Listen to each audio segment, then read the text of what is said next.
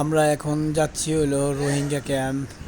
এটা হলো কক্সবাজার উখিয়া না, কুতুপালং না। এটা হলো আমাদের নোয়াখালী থেকে দক্ষিণ দিকে আপনার ভাসানচর নামে একটা জায়গা। ওদের এইখানে স্থানান্তর করা হয়।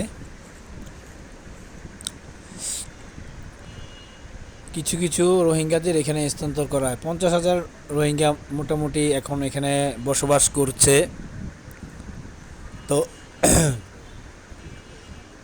তো ওদের এখানে সুযোগ সুবিধা বলতে আপনার এখান থেকে ওরা পালানোর চেষ্টা করতে পারবে না, কারণ এখানে চারপাশে নদী, সাগরের মোহনা। যেমন ধরেন কক্সবাজার উখিয়ায় ওরা অনায়াসে যাতায়াত করতে পারে। এখানে একটা চর, বিশাল আকারের, ধরতে পারেন একটা দ্বীপ, বিশাল আকারের একটা দ্বীপ। এখানে আবার নেটওয়ার্কের ভালো ব্যবস্থা আছে। আমরা যখন উখিয়া ক্যাম্পে ঢুকি, নেটওয়ার্কের ব্যবস্থা অনেক খারাপ থাকে। কারণ একটা ওরা একটা এটার ভিতরে সীমাবদ্ধতা থাকে যে ওরা এই দিকের বাহিরে যেতে পারে না।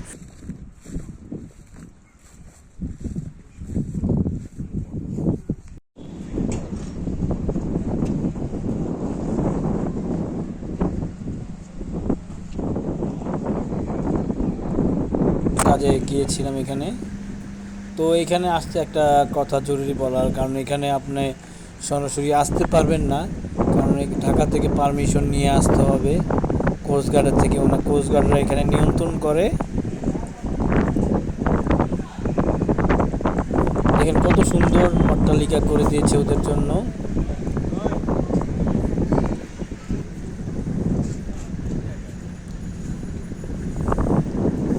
অনেক রুম খালি রয়েছে।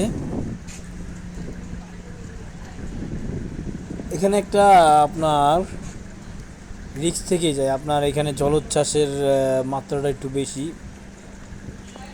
বর্ষার সময় আসাটা একবারেই রিস্ক হয়ে যায়। এই দেখেন ওদের লোকালি ওদের ভ্যান চালানোর জন্য কিছু বাহন ব্যবহার করছে। আমরা এটা এক জায়গা থেকে আরেক জায়গায় যাওয়ার জন্য ব্যবহার করেছিলাম। আমরা ঢাকা শহরে যেভাবে রিক্সা ব্যবহার করি, এটা ওই ধরনেরই ভ্যানে যাতায়াত আর কি।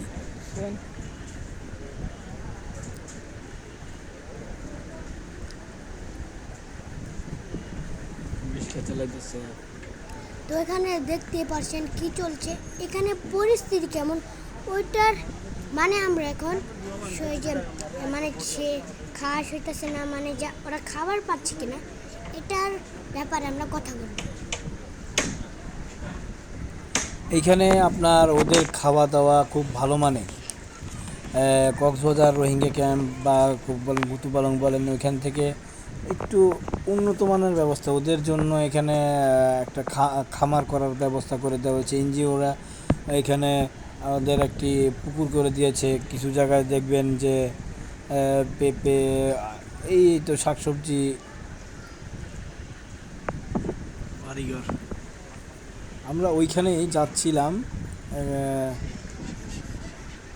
এখানে কি অনেক মানে অশান্তি নাকি অনেক ভালো জীবনযাপন চলছে, এটার সাথে আমরা কথা বলবো। এখানে জীবনযাত্রা খুবই ভালো মানের, পরিষ্কার পরিচ্ছন্ন এলাকা। ওদের জন্য অনেক সুযোগ সুবিধা এখানে আছে।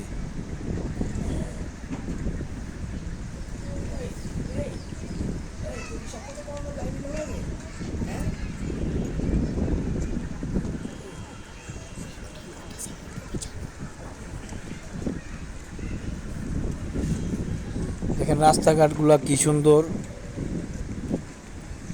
আমরা একদিন ছিলাম ওইখানে।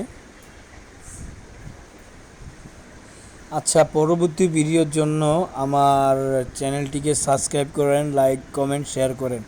ইনশাল্লাহ আপনাদের আবার দেখানোর চেষ্টা করব।